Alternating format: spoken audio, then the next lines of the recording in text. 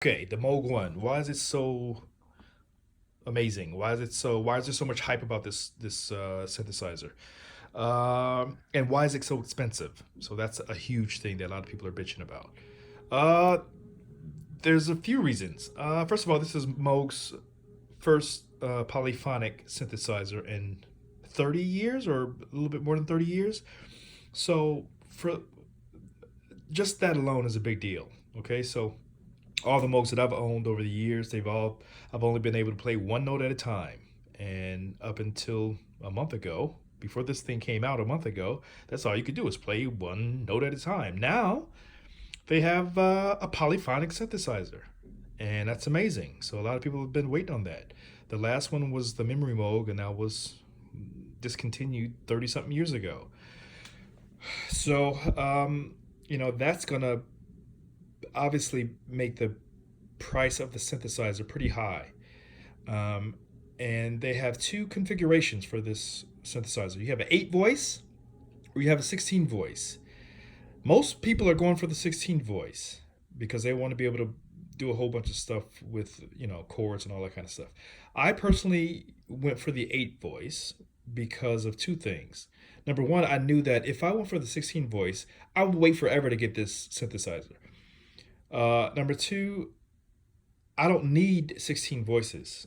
I actually have a whole bunch of analog polyphonic synthesizers in here. The Deep Mind is 12 voices of analog goodness. The Prophet Rev 2 is 16 voices. I have the OB6, that's 6 voices. I have the Prophet 6. Okay, so I don't need the top of the line 16 voice. And besides, I saved 2 grand. So the price on the 8 voice is 6 grand in the US, and the 16 voice is 8 grand. So I saved 2 grand just by just going with the 8 voice, and I'm completely blown away by this thing. I have enough, mono sense. I have the Matrix. I have the Mini Moog, but I had to take it out of here because I didn't have room for this thing. So I had to make room for everything. So I have all these mono synths that are super fat and stuff. So I wanted a really super fat Moog style polyphonic synthesizer, and they finally came out with it. So, okay, that's that. So, uh, those are a few reasons why it's so expensive. Now I'm gonna get into another reason why it's so expensive, and which is actually one of the most amazing things about the synthesizer. Not only is the synthesizer polyphonic, um, you actually have theoretically not one but 3 synth engines. So it's multitimbral. It's 3 parts multitimbral. You can have 3 separate synths, and well, you do have 3 separate synthesizers in here that you can control separately and do all kinds of crazy stuff. You can go over here, you can hit synth 1, you can turn all the knobs, right? And then when you get that sounding the way you want it, then you go and you hit synth 2, and then you can turn the knobs again, and it'll be exclusive to, synth 2, and then the same with synth 3. So that's 3. So you basically have 3 separate synthesizers in this one machine. That's incredible. And you are, with this button here, you are able to assign however many notes to each of the synths. If you have a 16 voice, right, and then you wanted to have one mono synth for bass, you assign one note to it, and then you assign, I don't know, 4 voices to synth 2, and then the rest of the it's insane. Okay, so that's an amazing thing in itself. Okay, not only that, but you also have 3 arpeggiators, one for each synth. Okay, then you have 3 sequencers, one for each synth. Hello, that's amazing. So I've been messing around trying to see what this thing can do with the knowledge that I have about synthesizer. I don't get too deep into the synthesizers, but I've been trying to do some stuff on this thing, and the things that you can do with this thing is incredible, especially with the ARP and the sequencer. You can actually have both of those things running at the same time. The sequencer, you can program a sequence in it, right? You see it's running right now. There's something in it, I don't think. And then you can do an arpeggiator, and they can both be going at the same time on each synth. So if you add all that up, you can have 6 different melodies going at one time. if you really wanted to. So uh, uh, you could never do that with any Moog in the last 30. Well, actually, even the memory Moog didn't do that. So this is the first time that a Moog has been able to do it. This is basically a workstation, an analog Moog workstation, and it's incredible. The oscillators are new oscillators that they developed.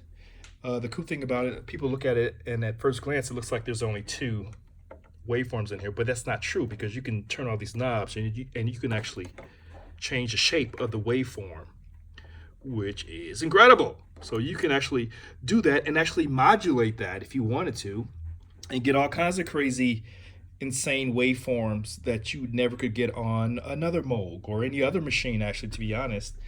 Let me go across over here. So I covered that. The sequencer, I just mentioned the sequencer.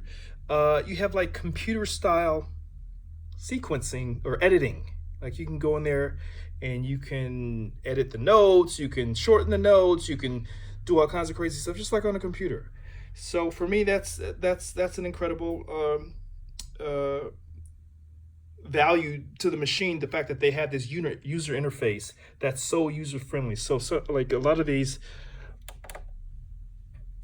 the screen on this thing is insane. Look at that. I mean, I have never seen a synthesizer that has this. They really worked on the user interface to make it really easy to work. Like you can have other synthesizers. I have other synthesizers in here that are really hard to kind of work with. Oh, look at that one. So when I love this machine, but it's really hard to edit on it. Same with a lot of the other machines over there. But you know, Moog did a fantastic job with making it really super easy to navigate around this machine. So what else? The modulation. Like I said, this is not a really in-depth review. It's just me touching on some stuff that I can remember off the top of my head. The modulation. They have a modulation matrix in this thing, and it's incredible. You can go in here and you can do all kinds of modulation routings. You can route whatever to whatever, blah, blah, blah. And the amazing thing about it is you can actually save those modulation settings and name them, and then you can actually apply those modulation settings to any sound that you want to. So, hello, it's incredible. Like, you know, the Matrix view, you can do. You know, it has the patch bay thing on the top, the front there. I don't think you can. No, you can't. You can't save. You can't. You can save the modulation settings for each patch, for each sound, but you cannot save the modulation settings and then apply them to whatever sound that you want to. So that's another thing about this synthesizer that's amazing. Okay, let's slide over to the filter, which is incredible. So you don't have one, but you actually have two filters on this bad boy. You have the ladder filter, which is the Moog 24 dB filter, which is like the traditional Moog filter, and then you also have the state variable filter, which is basically found on Oberheim synthesizers, and they both have totally different sounds. People know about Oberheim. They're really, those Oberheim filters are insane. Like the OB6 that I have over there, it sounds incredible because of the filter. And you can get the same or similar. I haven't sat down and like A/B'd them together, but you can tell it's an Oberheim filter and it sounds incredible.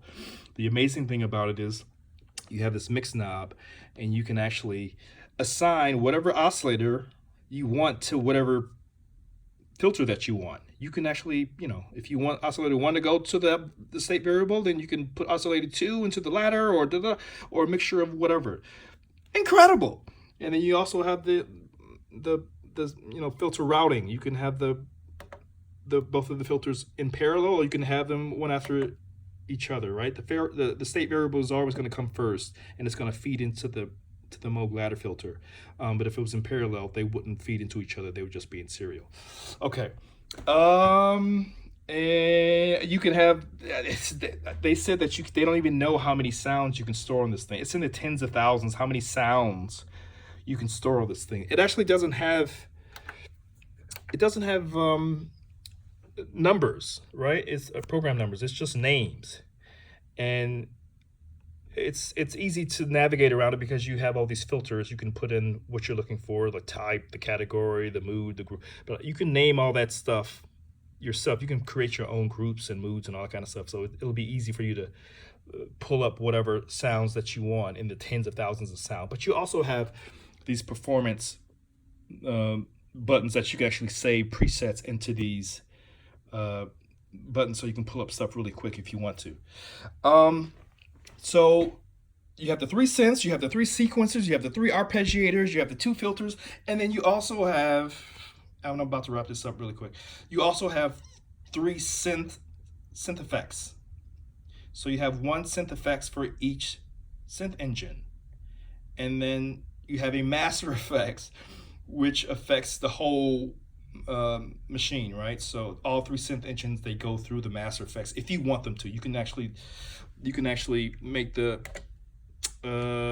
synthesizer completely analog by just disabling the effects and stuff. So they all go through that, and they have, only on the master effects do you have the eventide reverbs and shimmers and all that kind of stuff. So what does it sound like? It sounds amazing. It sounds incredible. There's some stuff that I was like, oh my God, this is insane.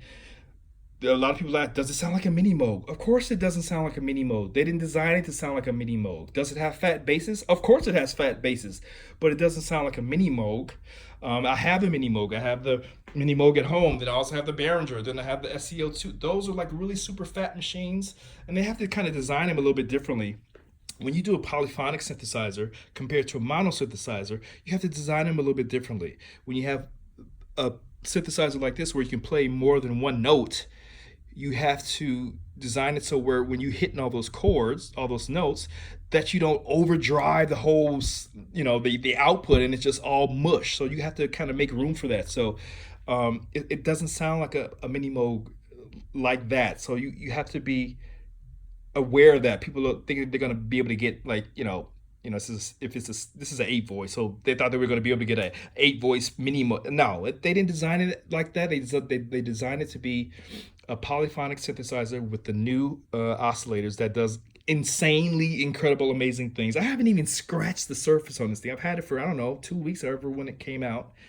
And honestly, usually like something like this, it's almost like intimidating, right? To sit down in front of it and to kind of dive into the features to see what it can do. But because the user interface is so amazing and they did such a great job with it, it's really easy to sit down and get wrapped up and immerse yourself into the editing and what it can do and all that kind of stuff.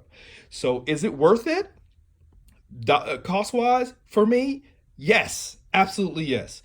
A lot of guys are selling a lot of people are selling their other gear to get the 16 voice, so it could be their only machine. I didn't want to do that. I didn't want to, actually I don't need to do that, but I wouldn't personally sell everything to get one piece of gear that takes care of everything. I like to have options. I like to have different flavors, different tonal variations, and so because I have all these other synths that I can use, I'm going to use this for not only the sound that it can make, but also the crazy, insane things you can do with the sequencer and the arpeggiator together to do all these different polyrhythm things and to pull out of you the creative stuff it's hard. In other words, it's hard to sit in front of something like this. I'm not knocking the Digitone, but it's not as inviting as sitting in front of this. Okay, it's the same for me with software synthesizers. Like, a lot of people prefer software synths because it's cheaper. Sometimes it does way more than hardware, XYZ, blah blah blah.